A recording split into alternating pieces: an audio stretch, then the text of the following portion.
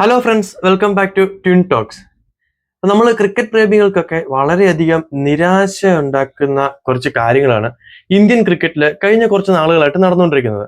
അത് എടുത്തു പറയുകയാണെന്നുണ്ടെങ്കിൽ ഗൗതം ഗംഭീർ കോച്ച് ആയതിനു ശേഷവും അതുപോലെ തന്നെ അജിത് അഗാർക്കർ മുഖ്യ സെലക്ടർ ആയതിനു ശേഷവും ഇന്ത്യൻ ടീമിൽ, അതായത് ഒരു ക്രിക്കറ്റ് പ്രേമി എന്ന നിലയ്ക്ക് ഒരുപാട് ആൾക്കാർക്ക് നിരാശ ഉണ്ടാക്കുന്ന കാര്യങ്ങളാണ് ഇന്ത്യൻ ടീമിൽ നടന്നുകൊണ്ടിരിക്കുന്നത്.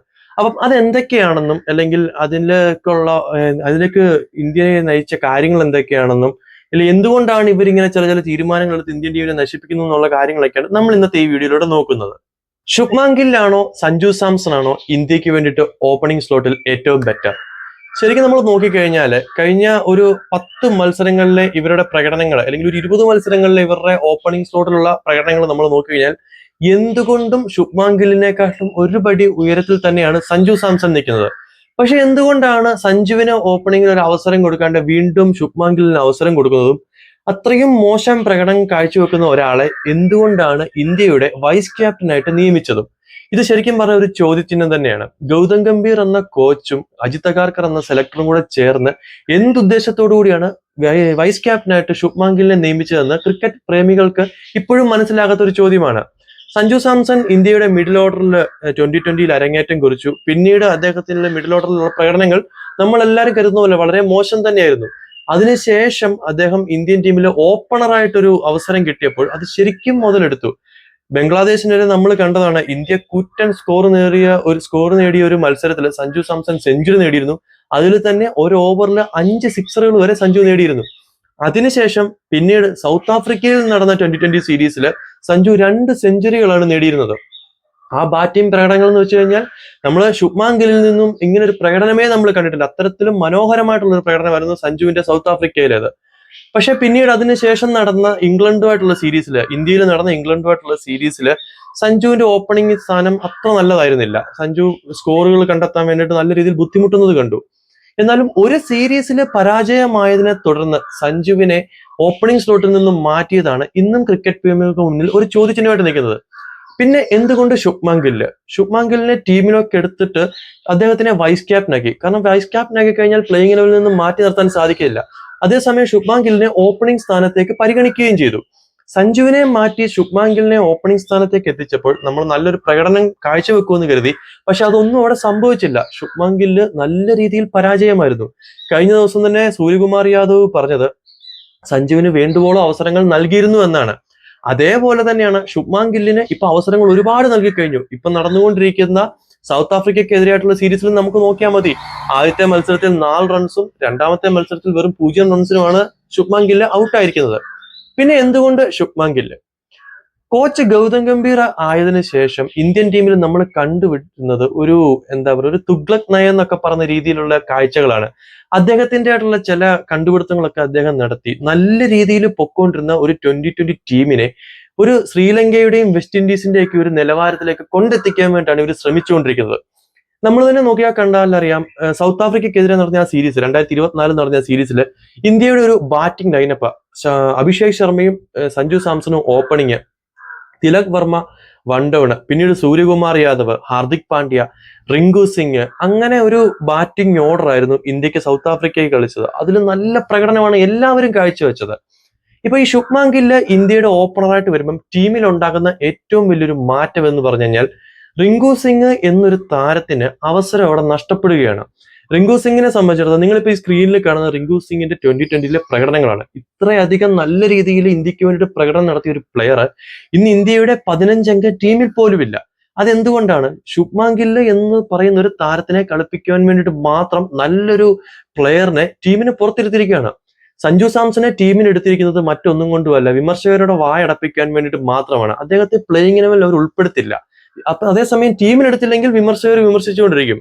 അപ്പം ഒരു സ്ലോട്ടിൽ എന്തായാലും സഞ്ജുവിനെ എടുത്ത് അവിടെ ഇട്ട് കഴിഞ്ഞാൽ, വെള്ളം കൊടുക്കാൻ വേണ്ടി എടുത്തിട്ട് കഴിഞ്ഞാൽ മറ്റു പ്രശ്നങ്ങളൊന്നുമില്ല. പക്ഷെ റിങ്കു സിംഗിന്റെ കാര്യം അങ്ങനെയല്ല. റിങ്കു സിംഗിനെ സംബന്ധിച്ചിടത്തോളം നല്ല രീതിയിൽ ഇന്ത്യക്ക് ഒരു ഫിനിഷറാണ്. അപ്പം ഈ ശുഭ്മാൻ ഗില്ലിന്റെ ആ ഒരു സ്ഥാനത്ത് നിന്ന് അദ്ദേഹത്തെ മാറ്റിക്കഴിഞ്ഞാൽ സഞ്ജു സാംസൺ ഓപ്പണർ ആയി കഴിഞ്ഞാൽ നല്ലൊരു ഓപ്പണിംഗ്, അതായത് ശുഭ്മാൻ ഗില്ലിൽ മാറ്റി സഞ്ജു സാംസണും അഭിഷേക് ശർമ്മയും തമ്മിലുള്ള നല്ലൊരു ഓപ്പണിങ്, അതുപോലെ തന്നെ മിഡിൽ ഓർഡറിൽ റിങ്കു സിംഗിനെ പോലൊരു ഫിനിഷർ, ഈ ഒരു രീതിയിൽ നമുക്ക് പ്ലേയിങ് ഇലവൻ കാണാൻ വേണ്ടി സാധിക്കും. പക്ഷെ ഗംഭീറിനെ സംബന്ധിച്ചിടത്തോളം ഗംഭീർ എന്തുകൊണ്ടാണ് ഇങ്ങനെ ഒരു തീരുമാനത്തിലേക്ക് എത്തിയതെന്ന് നമുക്ക് അറിയില്ല. പിന്നെ നമ്മൾ എടുത്ത് നോക്കിക്കഴിഞ്ഞാൽ ശുഭ്മാൻ ഗില്ലിനെ ഇവരിപ്പം ആക്കാൻ വേണ്ടിയിട്ട് ശ്രമിക്കുന്നത് സച്ചിൻ ടെണ്ടുൽക്കർ, അല്ലെങ്കിൽ അതിനുശേഷം മഹേന്ദ്ര സിംഗ് ധോണി, അതിനുശേഷം വിരാട് കോഹ്ലി, ഇവർക്കെല്ലാം ശേഷം ഒരു സ്റ്റാർഡം ഇന്ത്യൻ ടീമിൽ ഒരാൾക്ക് ഉണ്ടാക്കി കൊടുക്കണം. കാരണം സച്ചിന്റെ സമയത്ത് സച്ചിൻ ക്രിക്കറ്റ് ദൈവം എന്നറിയപ്പെട്ടു. ആ സമയത്ത് സച്ചിൻ എന്ന് പറയുന്നൊരു ആ ഒരു ആളെ മാത്രം ഡിപ്പെൻഡ് ചെയ്തായിരുന്നു ഇന്ത്യൻ ടീം നിന്നിരുന്നത്. പിന്നീട് ധോണിയിലേക്ക് വന്നപ്പോഴത്തേക്കിന് ധോണിക്കുണ്ടായ ഒരു സ്റ്റാർഡം, അതുവഴി BCCIക്ക് നേട്ടമായിട്ടുള്ള വരുമാനം, അല്ലെങ്കിൽ BCCIക്ക് ഉണ്ടാകുന്ന ഒരു ഇമ്പാക്ട്. പിന്നീട് ഇത് വിരാട് കോഹ്ലിയായി. വിരാട് കോഹ്ലിയെ സംബന്ധിച്ചിടത്തോളം വിരാട് കോഹ്ലിക്കുള്ള ഒരു സ്റ്റാർഡം എന്ന് വെച്ച് കഴിഞ്ഞാൽ നമുക്ക് ചിന്തിക്കുന്നതിനും അപ്പുറമായിരുന്നു. അതുകൊണ്ട് BCCIക്ക് ഒരുപാട് നേട്ടങ്ങൾ ഉണ്ടായിട്ടുണ്ട്. ഇപ്പം BCCI ചിന്തിക്കുന്നത് പുതിയ തലമുറയിൽ അത്തരത്തിലൊരു ഇമ്പാക്ട് ഉണ്ടാക്കാൻ പറ്റിയ ഒരു പ്ലെയർ ഇല്ല. ശരിക്കും പറഞ്ഞാൽ ഫാൻ ബേസ് നോക്കിക്കഴിഞ്ഞാൽ ശുഭ്മാൻ ഗില്ലിനെക്കാളും നല്ല ഫാൻ ബേസ് സഞ്ജു സാംസണ് തന്നെയാണ്. അപ്പം ആ ഒരു രീതിയിലേക്ക് നോക്കിക്കഴിഞ്ഞാൽ ശുഭ്മാൻ ഗില്ലിനെ എങ്ങനെയെങ്കിലും 3 ഫോർമാറ്റിലും ക്യാപ്റ്റൻ ആക്കുക, അടുത്ത ഒരു വിരാട് കോഹ്ലി ആക്കി മാറ്റിയെടുക്കാൻ പറ്റുള്ള ശ്രമമാണ് ഇപ്പൊ നടന്നുകൊണ്ടിരിക്കുന്നത്. ആ ശ്രമം കൊണ്ട് നശിക്കുന്നതാകട്ടെ ഇന്ത്യൻ ടീം, അതുപോലെ തന്നെ നല്ല പ്രഗത്ഭരായിട്ടുള്ള കളിക്കാരുടെ അവസരങ്ങൾ, ഇതൊക്കെയാണ് നശിച്ചുകൊണ്ടിരിക്കുന്നത്. എന്തൊക്കെയാണേലും അടുത്ത വരുന്ന 2020 വേൾഡ് കപ്പില് ഇന്ത്യക്ക് വിജയിക്കണമെന്നുണ്ടെങ്കിൽ ഈ ഒരു രീതിയിൽ പോയിട്ട് യാതൊരു കാരണമില്ല. ശുഭ്മാൻ ഗില്ലിന്റെ പ്രകടനങ്ങൾ നമ്മൾ നോക്കിക്കഴിഞ്ഞാൽ അദ്ദേഹത്തിന്റെ 2020 എല്ലാ പ്രകടനങ്ങളും ഒരു ഏകദിന ശൈലിയിലാണ് പോയിട്ടുള്ളത്. ഇപ്പൊ നിങ്ങൾ ഈ സ്ക്രീനിൽ കണ്ടുകൊണ്ടിരിക്കുന്നത് ശുഭ്മാൻ ഗില്ലിന്റെയും സഞ്ജു സാംസന്റെയും 2020 പ്രകടനങ്ങളാണ്. പക്ഷെ നമ്മൾ ഓപ്പണിംഗ് സ്ലോട്ടിലെ ഇവരുടെ പ്രകടനങ്ങൾ നോക്കിക്കഴിഞ്ഞാൽ സഞ്ജു സാംസന്റെ 7 അയലത്ത് പോലും എത്തില്ല ശുഭ്മാൻ ഗില്ല്, ആവറേജിലാണെങ്കിലും സ്ട്രൈക്ക് റേറ്റിലാണെങ്കിലും. കാരണം നമുക്ക് ഇപ്പോഴത്തെ 2020 അത്യാവശ്യം നല്ല രീതിയിൽ ആക്രമിച്ച് കളിക്കുന്ന ഒരാളെയാണ്. അങ്ങനെ നോക്കിക്കഴിഞ്ഞാൽ എന്തുകൊണ്ടും സഞ്ജു സാംസൺ തന്നെയാണ് ബെറ്റർ. അപ്പം ഇനിയെങ്കിലും അവർക്ക് അജിത് അഗർക്കറിനും ഗൗതം ഗംഭീറിനും ഒക്കെ നേരം വെളുക്കുമെന്ന് തന്നെ നമുക്ക് വിശ്വസിക്കാം. അപ്പൊ ഇതാണ് സഞ്ജു സാംസണും അല്ലെങ്കിൽ ശുഭ്മാൻ ഗില്ലും തമ്മിലുള്ള ഒരു പോരാട്ടം, അല്ലെങ്കിൽ അവർക്കിടയിൽ നടക്കുന്ന ഒരു കാര്യം, അല്ലെങ്കിൽ BCCI ഇതുകൊണ്ട് നേടുന്നത് എന്ത്, ഇതൊക്കെ ഒരുപാട് ചോദ്യചിഹ്നങ്ങൾ ക്രിക്കറ്റ് പ്രേമികൾക്കിടയിൽ നിൽക്കുന്ന ഒരു കാര്യമാണ്. ഇനി ടെസ്റ്റ് ക്രിക്കറ്റ് നോക്കിക്കഴിഞ്ഞാൽ നമുക്കറിയാം ഇന്ത്യൻ ടീം വിരാട് കോഹ്ലി എന്ന ക്യാപ്റ്റന്റെ കീഴിൽ ടെസ്റ്റിൽ ഏത് ലെവലിൽ നിന്നാന്നുള്ള കാര്യം. അതിനുശേഷം രോഹിത് ശർമ്മ വന്നപ്പോഴും അത്യാവശ്യം ഭേദപ്പെട്ട രീതിയിലൊക്കെ തന്നെയായിരുന്നു ടെസ്റ്റിലെ ഇന്ത്യയുടെ പ്രകടനങ്ങൾ. ഓസ്ട്രേലിയൻ മണ്ണിൽ പോയിട്ട് നമ്മൾ കഴിഞ്ഞ ഈ ബോർഡർ ഗവാസ്കർ ട്രോഫിയിൽ ഓസ്ട്രേലിയയിൽ നടന്ന അവസാനത്തെ 2 ടെസ്റ്റ് സീരീസിലും ഇന്ത്യയാണ് വിജയിച്ചിരുന്നത്. ഏറ്റവും അവസാനം നടന്ന സീരീസാണ് ഇന്ത്യക്ക് തോൽവി ഏറ്റുവാങ്ങേണ്ടി വന്നത്. അതിനു മുമ്പ് നടന്ന 2 സീരീസും ഓസ്ട്രേലിയയിൽ പോയി ഇന്ത്യ ജയിച്ചതാണ്. പിന്നെ ഹോം മാച്ചുകൾ നോക്കിക്കഴിഞ്ഞാൽ നമുക്കറിയാം ഇന്ത്യയിൽ വന്ന് തോൽപ്പിക്കുക എന്ന് പറയുന്നത് മറ്റുള്ള ഏത് ടീമിനും ഒരിക്കലും സാധിക്കാൻ പറ്റാത്തൊരു കാര്യം. 2012 മറ്റോ ആണ് ഇംഗ്ലണ്ട് ഇവിടെ സീരീസ് ചെയ്യുന്നത്. അതിനുശേഷം ഒരാൾക്ക് പോലും ഇവിടെ കപ്പ് ഉയർത്താൻ വേണ്ടി, അല്ലെങ്കിൽ ടെസ്റ്റ് ജയിക്കുക എന്ന് പറയുന്നത് പോലും വളരെ പ്രയാസമായിട്ടുള്ള ഒരു കാര്യമായിരുന്നു. ആ ഒരു രീതിയിൽ നിന്നാണ് ഈ ഗംഭീർ കോച്ച് അതിനു ശേഷം ഇവിടെ വന്ന് ന്യൂസിലാൻഡ് സീരീസ് അടിച്ചിട്ട് പോവുക. അത് വൈറ്റ് വാഷ് ചെയ്തിട്ടാണ് പോകുന്നത്. ഇപ്പം സൗത്ത് ആഫ്രിക്കയും ഇന്ത്യയെ വൈറ്റ് വാഷ് ചെയ്തിട്ട് പോയി. വളരെ ദയനീയമായ ഒരു അവസ്ഥയാണ് ഇന്ത്യയുടെ ടെസ്റ്റ് ക്രിക്കറ്റില്. അതിൽ തന്നെ എടുത്തു പറയേണ്ട മറ്റൊരു കാര്യം, വെസ്റ്റ് ഇൻഡീസ് ഇന്ത്യയിൽ വന്ന് കളിച്ചപ്പോൾ നമ്മുടെ ഈ കോച്ചായിട്ടുള്ള ഗൗതം ഗംഭീർ വെസ്റ്റ് ഇൻഡീസിന്റെ ഡ്രസ്സിംഗ് റൂമിൽ പോയിട്ട് പറഞ്ഞാണ് വേൾഡ് ക്രിക്കറ്റിന് നിങ്ങളെ ആവശ്യമാണ് എന്നൊക്കെ. സത്യം പറഞ്ഞാൽ വെസ്റ്റ് ഇൻഡീസിന്റെ ഒരു അവസ്ഥയിൽ തന്നെയാണ് ഇപ്പൊ ഇന്ത്യ നിൽക്കുന്നത്. നേരെ തിരിച്ച് വെസ്റ്റ് ഇൻഡീസിന്റെ കോച്ച് ഇവിടെ വന്നിട്ട് പറയേണ്ട ഒരു സാഹചര്യമാണ്, ഇന്ത്യൻ ക്രിക്കറ്റിനെ വേൾഡ് ക്രിക്കറ്റിന് ആവശ്യമാണ്, നിങ്ങൾ ഇങ്ങനെ ആകരുത്. ആ ഒരു അവസ്ഥയാണ് ഇന്നത്തെ ടെസ്റ്റ് ക്രിക്കറ്റിൽ. അശ്വിനില്ല, നമ്മുടെ രവിചന്ദ്രൻ അശ്വിൻ ടെസ്റ്റിലെ ഹോം മാച്ചുകളിൽ അദ്ദേഹത്തിന്റെ പ്രകടനം നമുക്കെല്ലാം അറിയാവുന്നതാണ്. അശ്വിന്റെ ഒരു ലൈവില് ഞാൻ കണ്ടതാണ്. അശ്വിൻ ഈ പറയുന്ന ഈ യുവതാരങ്ങളെ പറ്റി പറയുന്ന ഒരു പരാമർശം, അതായത് എവിടെയാണ് അവർക്ക് ഫീൽഡ് നിൽക്കേണ്ടത് എന്ന് പോലും അറിയാൻ പറ്റാത്തൊരു സാഹചര്യമാണ്. അപ്പം ഇന്ത്യയിൽ നിന്നും ഈ ഇത്രയും നല്ല ഒരുപാട് പ്രഗത്ഭരായിട്ടുള്ള ക്രിക്കറ്റ് പ്ലേയേഴ്സ് ഉണ്ട്, ടെസ്റ്റിലാണെങ്കിൽ തന്നെ, ODIയിലാണെങ്കിലും 2020-ലും. എന്നാൽ ഒരു എക്സ്പീരിയൻസ് എന്ന് പറയുന്ന ഒരു ഫാക്ടർ ഇതിനകത്ത് ഒരു പ്രധാനപ്പെട്ട ഒരു ഇത് തന്നെയാണ്. കാരണം ഇപ്പം വിരാട് കോഹ്ലിയും രോഹിത് ശർമ്മയും റിട്ടയർ ചെയ്തതിന് ശേഷം ഇന്ത്യൻ ടെസ്റ്റ് ക്രിക്കറ്റ് ടീമിലെ KL രാഹുൽ, രവീന്ദ്ര ജഡേജ പോലെ ചുരുക്കം ചില ആൾക്കാർക്ക് മാത്രമേ ഒരു എക്സ്പീരിയൻസ് ഉള്ളൂ. എന്നാലും വിരാട് കോഹ്ലിയുടെയോ രോഹിത് ശർമ്മയുടെ അത്ര ഒരു എക്സ്പീരിയൻസ് അവർക്കില്ല. ആ ഒരു എക്സ്പീരിയൻസ് നഷ്ടപ്പെട്ടതോടുകൂടി ഇന്ത്യൻ ടീമില് ടെസ്റ്റിൽ അവർക്ക് എന്ത് ചെയ്യണമെന്ന് അറിയാത്തൊരു രീതിയിലേക്കാണ് നമ്മൾ കാര്യങ്ങൾ കാണുന്നത്. അതൊരു ഫീൽഡ് എവിടെ സെറ്റ് ചെയ്യണം, അല്ലെങ്കിൽ ഒരു ബോളിംഗ് എങ്ങനെ ചേഞ്ച് ചെയ്യണം, ഒരു സ്പെല്ല് എങ്ങനെ ചെയ്യിക്കണം, ഇതൊന്നും അറിയാൻ പറ്റാത്തൊരു ഇന്ത്യൻ ടീമിനെയാണ് നമ്മൾ കണ്ടുകൊണ്ടിരിക്കുന്നത്. എന്തായാലും ഇന്ത്യയുടെ ഈ ഒരു അവസ്ഥ മാറട്ടെ. ശരിക്കും പറഞ്ഞാൽ കോഹ്ലിയും രോഹിത്തും ഒന്നും ഇപ്പം ടെസ്റ്റിൽ നിന്നും വിരമിക്കേണ്ട യാതൊരു ആവശ്യം ഉണ്ടായിരുന്നതല്ല. ഇതെല്ലാം ആരാലേ? ഇതെല്ലാം നമ്മുടെ ഗംഭീർജിയാലേ. കാരണം ഗംഭീർജിയുടെ മാറ്റങ്ങൾ, ഗംഭീർജിക്ക് സീനിയർ പ്ലേയേഴ്സിനെ എങ്ങനെയെങ്കിലും ടീമിൽ നിന്ന് പുറത്താക്കണം എന്നുള്ള ഒറ്റ ഉദ്ദേശം മാത്രമേ ഉണ്ടായിരുന്നുള്ളൂ. അങ്ങനെയാണ് നമ്മുടെ കോഹ്ലിയും രോഹിത്തും ഒക്കെ ഈ ടെസ്റ്റ് ടീമിൽ നിന്ന് പോയത്. എന്നിട്ട് എന്തെങ്കിലും നേട്ടം ഉണ്ടാക്കാൻ സാധിച്ചോ? അതുമില്ല. ഇനി ഏകദിന ക്രിക്കറ്റിനെ പറ്റി നോക്കിക്കഴിഞ്ഞാല് ഇപ്പൊ നമുക്കുള്ള ഏക ആശ്വാസം എന്ന് പറഞ്ഞാൽ രോഹിത്തും കോഹ്ലിയും ഏകദിനത്തിൽ നിന്നും വിരമിച്ചിട്ടില്ല എന്നുള്ളതാണ്. 2027 വേൾഡ് കപ്പിൽ എങ്ങനെയെങ്കിലും കളിക്കണം എന്നുള്ള രീതിയിലാണ് അവർ രണ്ടുപേരും നിൽക്കുന്നത്.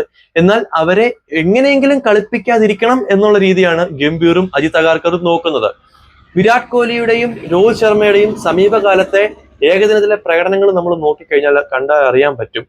ഒരു തരത്തിലും അവർ വിരമിക്കാൻ വേണ്ടിയുള്ള ഒരു സാഹചര്യം അല്ല ഇപ്പോൾ. പക്ഷെ ഇവർക്ക് എങ്ങനെയെങ്കിലും അവരെ ഈ ടീമിൽ നിന്ന് കളയണം. അങ്ങനെ ഒരു സാഹചര്യം ഇവർ രണ്ടുപേരും കൂടി ടീമിൽ നിന്ന് പോയാൽ തന്നെ ഉണ്ടാകുന്ന ഒരു സാഹചര്യം ഏകദിന ക്രിക്കറ്റിലും ഇതേ സാഹചര്യം തന്നെ ഇന്ത്യക്ക് ഉണ്ടാകും. ടെസ്റ്റിൽ സംഭവിച്ചുകൊണ്ടിരിക്കുന്നത് തന്നെ ഇന്ത്യക്ക് വീണ്ടും ഉണ്ടാവും. ശുഭ്മാൻ ഗിൽ എന്നുള്ളൊരു ആളെ മാത്രം ഡിപ്പെൻഡ് ചെയ്താണ് ഇപ്പോൾ ഇന്ത്യയുടെ BCC എന്ന് പറയുന്ന ഒരു അവര് നിൽക്കുന്നത് തന്നെ ശുഭ്മാൻ ഗില്ലിനെ ഡിപ്പെൻഡ് ചെയ്ത് മാത്രമാണ്. അവർ കരുതുന്നത് വിരാട് കോഹ്ലിക്ക് ശേഷം ശുഭ്മാൻ ഗില്ലിനെ ഒരു സ്റ്റാർ ആക്കുക, അതുവഴി അവർക്ക് നേട്ടങ്ങൾ ഉണ്ടാക്കുക എന്നുള്ളതാണ്. അതുകൊണ്ട് നമ്മുടെ രാജ്യത്തിന് അല്ലെങ്കിൽ ഇന്ത്യൻ ക്രിക്കറ്റ് ടീമിന് നഷ്ടപ്പെടുന്നത് എന്തൊക്കെ അവസരങ്ങളാണ്. അതായത് ഓരോ പ്ലേയേഴ്സിന്റെ അവസരങ്ങൾ, അല്ലെങ്കിൽ ഇപ്പൊ നടക്കാൻ വന്ന വേൾഡ് കപ്പ്, അവർക്കതൊന്നും പ്രശ്നമല്ല. പിന്നെ ഈ പറഞ്ഞ പോലെ തന്നെ സൂര്യകുമാർ യാദവ്, നമ്മൾ ഏകദിനത്തിന്റെ 10-20 കാര്യം പറഞ്ഞപ്പോൾ നമ്മൾ വിട്ടുപോയൊരു താരമാണ്. കാരണം സൂര്യകുമാർ യാദവിന്റെ സമീപകാലത്തെ പ്രകടനങ്ങൾ നോക്കിയാലും അത്ര നല്ലതൊന്നുമല്ല. അങ്ങനെ ഒരു സാഹചര്യത്തിൽ സഞ്ജു സാംസണെ പോലെ ഒരു പ്ലെയറിന് അവസരം കൊടുക്കാത്തതിൽ നമ്മൾ ചോദ്യം ഉയർത്തുക തന്നെ ചെയ്യണം. പിന്നെ ഏകദിനത്തിലേക്ക് നോക്കിക്കഴിഞ്ഞാൽ ഹർഷിത് റാണ, പ്രസീദ് കൃഷ്ണ, ഇവർ രണ്ടുപേരും എങ്ങനെയാണ് ഈ ടീമിൽ വീണ്ടും വീണ്ടും വരുന്നതെന്നാണ് നമുക്കറിയാത്തത്. കാരണം ഇവർ രണ്ടുപേരുടെയും സമീപകാലത്തെ പ്രകടനങ്ങൾ നോക്കിക്കഴിഞ്ഞാൽ ഇവർ തല്ലു മേടിക്കാത്ത ഒരു സീരീസ് പോലും ഇല്ല. മുഹമ്മദ് സിറാജിനെ പോലൊരു പ്ലെയർ, ഇന്ത്യയുടെ ഏകദിനത്തിലെ റാങ്കിങ്ങിൽ 1ാമത് വന്ന ഒരു പ്ലെയർ, മുഹമ്മദ് ഷമിയെ പോലെ ഇന്ത്യയുടെ ഏറ്റവും മികച്ച ഒരു ബോളർ, അല്ലെങ്കിൽ ആകാശ് ദീപിനെ പോലെ ടെസ്റ്റിൽ ഇത്രയും മനോഹരമായിട്ട് ബോൾ എറിഞ്ഞ ഒരാള് പുറത്ത് നിൽക്കുമ്പോൾ ഹർഷിത് റാണയും പ്രസീദ് കൃഷ്ണയും എങ്ങനെയാണ് ഇന്ത്യൻ ടീമിൽ വീണ്ടും കളിക്കുക എന്നുള്ളതും ഒരു ചോദ്യചിഹ്നം തന്നെയാണ്. എന്തായാലും BCCയുടെ തലപ്പത്തിരിക്കുന്നവർക്കും കോച്ചായിട്ടുള്ള ഗൗതം ഗംഭീറിനും അജിത് അഗാർക്കറിനും ഒക്കെ ഇനിയെങ്കിലും നേരം വെളുക്കുമെന്നുള്ളൊരു പ്രതീക്ഷയോടെ നമുക്ക് വീണ്ടും കാണാം. ബൈ.